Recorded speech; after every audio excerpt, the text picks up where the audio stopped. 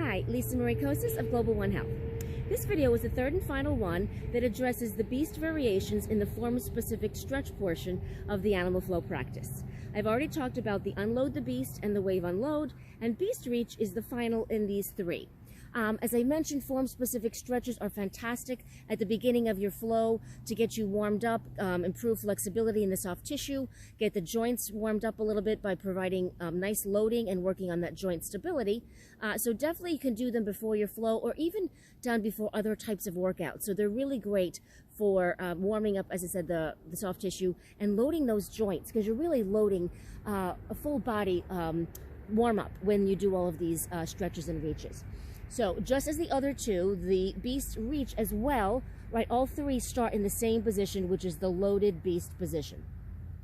So I'm in that deep folding child's pose-like type position, as I mentioned in the wave unload. Beast reach, I recommend doing after you've done the wave unload, because you're kind of taking one base of support away in this variation, whereas both feet and hands stay on the ground the whole time in the wave unload. And also because you're passing through that same position that you do in the wave unload in the beast reach. So I'll just review to show you. I'm not going to break it down. That is in the other video, the wave unload video. But I just want to show you why you want to be able to really have at least done the wave unload, as it is a good prep for the beast reach. So I'm in that loaded beast position. When I do the wave unload, I take my pelvis up to the sky. I'm rounded, and I'm in this position that I pass through. I need to be able to do this with one leg to get into the beast reach, and then I would finish through, right? So the ending is very different, but you have to be able to own that upward position here that you are in the wave unload, but again on one leg. So learn that one first, I do suggest. So you're in the loaded beast position. You start the same way as you do the wave unload, right? Ideally, my knees are up, my heels are reaching back, my hands and feet are pushing into the ground. I simply raise my pelvis up to the sky. I am looking in a backwards. I'm in a very rounded position, protracted in my shoulder blades, very pulled in my core, and I'm reaching all of my spinal vertebrae up towards the ceiling, or towards the sky. So from here, as I transfer my weight forward, right, I want to keep a loaded, a bent knee position. So as soon as I come up, right, so I need to be in this position, but I have to be in that bent leg position. But I do that from the start. So I raise my knees up. Now from here, I have to get into that position on one leg, but I'm still rounded. That's why I showed you that position first. But you need to be here. So my foot is pointed, my leg is actively pulling in towards my chest, but I'm still rounded and reaching my spine to the ceiling.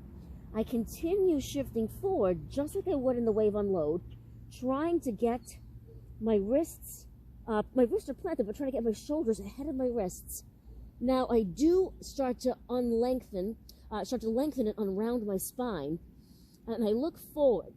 So there's a little bit more of an extension in the lower back, but I'm still pushing the ground away. Now I'm looking straight forward, I'm not looking up to the sky. Notice this knee has passed my arm, and I'm trying to actively pull that knee in towards my body.